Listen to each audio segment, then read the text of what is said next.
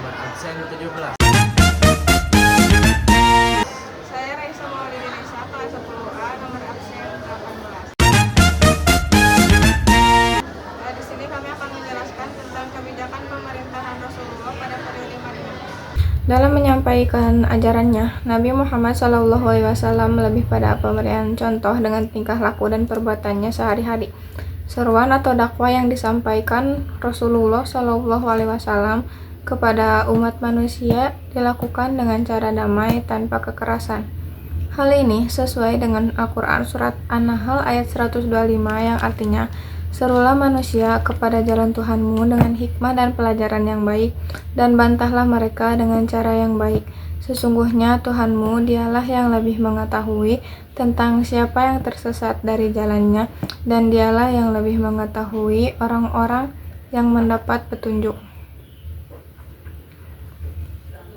Dalam waktu yang relatif singkat, kurang lebih selama 33 tahun, seluruh jazirah Arab dapat dikuasai. Hal ini menunjukkan kesuksesan Nabi Muhammad SAW dalam dakwahnya. Adapun beberapa rahasia sukses kisah Nabi dalam dakwahnya itu dapat dilihat sebagai berikut dan bisa dibagi dua menjadi faktor internal dan faktor eksternal. Yang pertama, faktor internal, yaitu contohnya 1. Dalam mengembangkan tugas kerasulannya senantiasa mendapat bimbingan Allah Subhanahu wa Ta'ala. Yang kedua, kepribadian Nabi Muhammad SAW dalam mengembangkan ajaran Islam. Yang ketiga, kepemimpinan Nabi SAW. Yang keempat, tingginya akhlak dan kepribadian Nabi Muhammad SAW. Selanjutnya adalah faktor eksternal. Yang pertama, Nabi Muhammad SAW telah menyiapkan tenaga-tenaga dakwah yang kuat dan tangguh.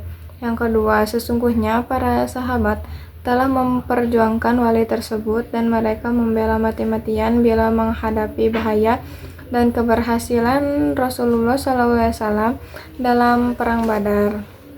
Seiring dengan bertambahnya jumlah kaum muslimin yang semakin berkembang di Madinah,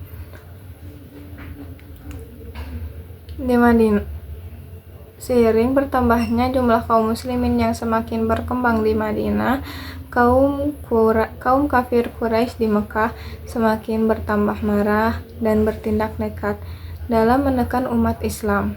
Kondisi demokrasi klirik umat Islam diancam dan dikucilkan dalam setiap kegiatan.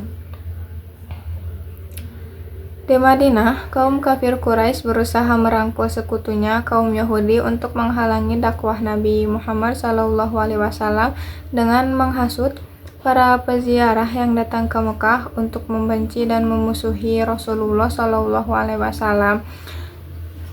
Dengan penuh semangat, kafir Quraisy merancang dan menyusun kekuatan militernya untuk menghancurkan umat Islam.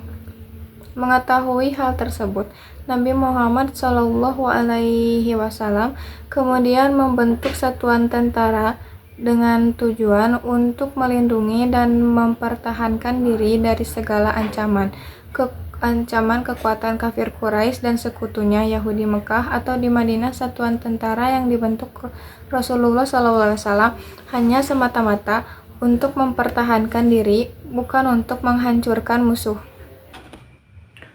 Nah, dari kejadian tersebut turunlah wahyu Allah Subhanahu wa Ta'ala yang memperbolehkan umat muslim untuk mempertahankan diri dari kaum Quraisy dan sekutunya Yahudi. Seperti dijelaskan dalam Al-Quran Surat Al-Hajj ayat 39, artinya telah diizinkan berperang bagi orang-orang yang diperangi karena sesungguhnya mereka telah dianiaya dan sesungguhnya Allah benar-benar Maha Kuasa menolong mereka.